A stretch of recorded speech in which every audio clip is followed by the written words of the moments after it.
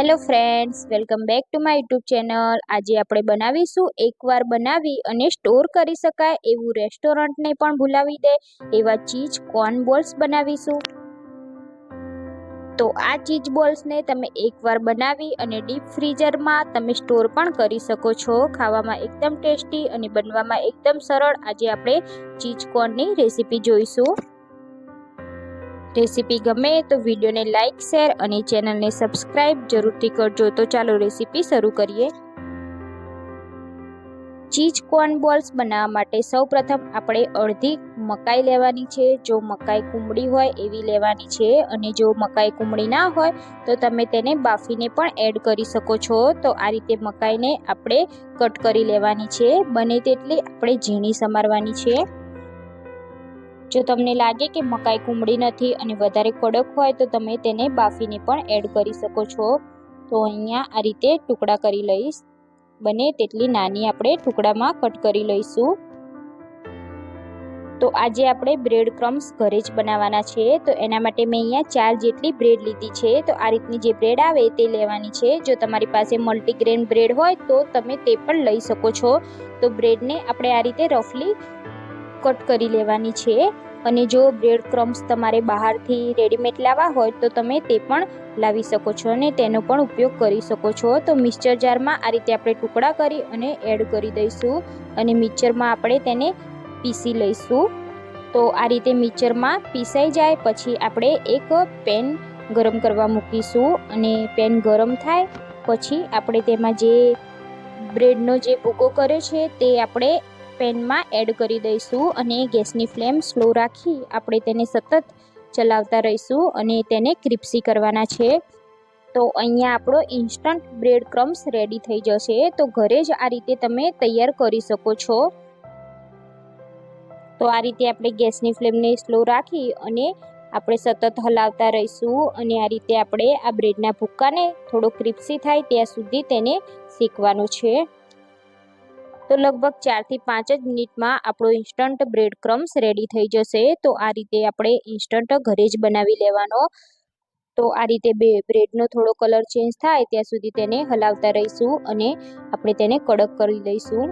તો તમે જોઈ શકો છો આ રીતે તેનો કલર ચેન્જ થઈ ગયો છે અને થોડી કડક પણ થઈ ગઈ છે। હજુ આપણે ઠંડી થશે એટલે વધારે ક્રન્ચી થશે। તો આપણે હવે ગેસની ફ્લેમને બંધ કરી દઈશું અને આ મિશ્રણને આપણે ઠંડુ થવા મૂકી દઈશું અને જો તમારે આને મિક્સરમાં હજુ પણ પીસવું હોય તો તમે એકવાર પીસી શકો છો। હવે આપણે ચીઝ બોલ્સ બનાવવા માટે મિશ્રણ રેડી કરીશું। તો મીડિયમ સાઇઝના 3 બટેકાને આ રીતે આપણે બાફી લેવાના છે અને આપણે તેને એક બાઉલમાં એડ કરી દઈશું અને આ રીતે મેસરની મદદથી આપણે મેશ કરી લઈશું। તો બટેકાને જ્યારે બનાવવાનું હોય તેના કલાક પહેલાં જ તમારે બાફી લેવાના, જેથી બટેકામાં મોઇશ્ચરાઇઝરનો ભાગ થોડો ઓછો થઈ જાય। હવે આપણે જે સમારીને રાખી હતી મકાઈના દાણા તે એડ કરી દઈશું અને 1/4 કપ જેટલા ઝીણા સમારેલા કેપ્સિકમ એડ કરીશું અને 1/4 કપ જેટલી આપણે ઝીણી સમારેલી લીલી ધાણા એડ કરીશું।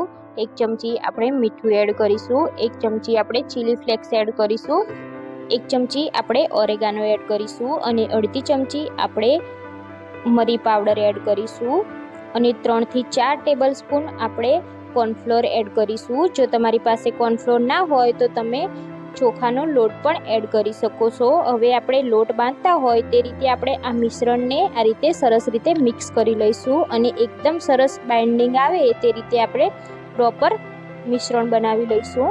તો મિશ્રણ તમને ઢીલું લાગે તો તમે 1 ચમચી વધારે પણ કોર્નફ્લોર એડ કરી શકો છો। તો મેં અહીંયા 1 થી 2 ચમચી જેટલો કોર્નફ્લોર વધારે એડ કર્યો છે અને સરસ રીતે મિક્સ કરી લઈશું। તો અહીંયા તમે એકદમ ઝીણા સમારેલા લીલા મરચાં પણ એડ કરી શકો છો। તો આ રીતે પ્રોપર બાઇન્ડિંગ આવે એ રીતે આપણે મિશ્રણ રેડી કરી લઈશું। હવે જે ચીઝ બોલ્સમાં એડ કરવા માટે ચીઝ લીધું છે, મેં અહીંયા ચીઝ ક્યુબ લીધી છે, તો આ રીતે આપણે ઝીણા ટુકડામાં કટ કરી લઈશું। તો અહીંયા તમે મોઝરેલા ચીઝનો પણ ઉપયોગ કરી શકો છો, પણ મારી જોડે ચીઝ ક્યુબ હતી એટલે મેં ચીઝ ક્યુબ લીધી છે।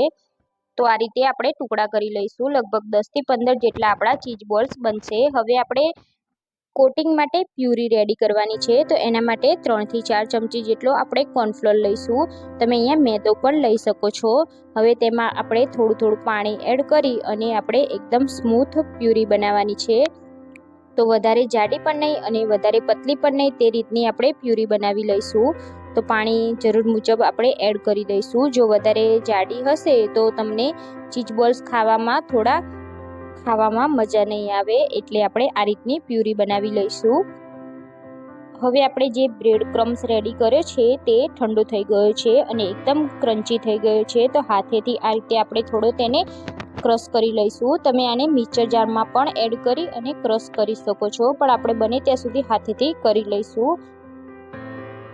તો હવે આપણે ચીઝ બોલ્સને રેડી કરીશું. તો એના માટે હાથ ઉપર થોડું તેલ લગાવીશું, જેથી આપણું બેટર આપણા હાથ ઉપર ચીપકે નહીં, અને આ રીતે બોલ્સ રેડી કરી લઈશું. તો તમારે જે પણ સાઈઝમાં બોલ્સ રેડી કરવા હોય તે રીતે તમે કરી શકો છો. તો આ રીતે આપણે એક પૂરી જેવો શેપ આપી દઈશું, અને આપણે જે ચીઝને કટ કરીને રાખ્યું છે તે આ રીતે આપણે વચ્ચે એડ કરી દઈશું, અને સરસ રીતે આપણે તેને કોટ કરી લઈશું અને એક સરસ બોલ્સનો આકાર આપી દઈશું, અને એકદમ સ્મૂથ હાથે આપણે તેને વાળી લઈશું. તો તમે જોઈ શકો છો આ રીતે આપણે તેને રેડી કરી લઈશું. હવે તે જે આપણે પ્યુરી બનાવી છે તેમાં આપણે આ બોલ્સને એડ કરવાનું છે. તો આ રીતે આપણે બોલ્સને પ્યુરીમાં ડુબાડી દઈશું અને સરસ રીતે તેને એડ કરી દઈશું. હવે આપણે બ્રેડ ક્રમ્સમાં એડ કરી અને સરસ કોટિંગ આવે તે રીતે આપણે તેને લગાવી લઈશું. તો અહીંયા આપણો ચીઝ બોલ રેડી થઈ ગયો છે. તો એવી જ રીતે આપણે બીજા પણ બોલ્સને રેડી કરવાના છે. તો પહેલાં આપણે ચીઝ બોલ્સને ભરી અને આ રીતે રેડી કરી અને બ્રેડ ક્રમ્સમાં તૈયાર કરી પછી આપણે છેલ્લે તેને ફ્રાય કરીશું. તો રેડી પહેલાં કરી લઈશું આપણે.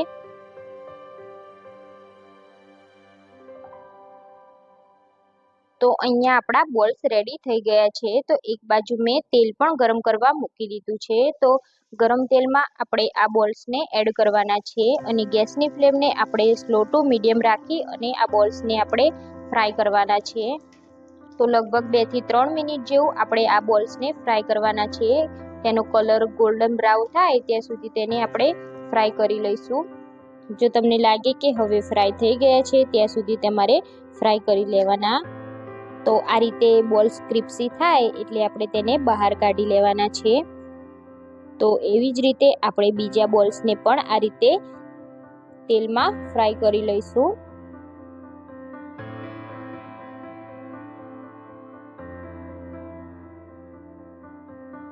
તો અહીંયા આપણા ચીઝ બોલ્સ રેડી થઈ ગયા છે. તમે જોઈ શકો છો એકદમ સરસ રીતે ચીઝ મેલ્ટ થઈ ગયું છે. ખાવામાં ખૂબ જ ટેસ્ટી લાગે છે અને બાળકોના તો ફેવરેટ હોય છે. તો આ રીતે તમે બનાવશો તો બહારના પણ ચીઝ બોલ્સ ભૂલી જશો, એવા ટેસ્ટી બને છે. તો બનતા પણ ઘણો ઓછો સમય લાગે છે. તો આ રીતે તમે પણ ઘરે બનાવી અને બાળકોને આ રીતે ખવડાવી શકો છો.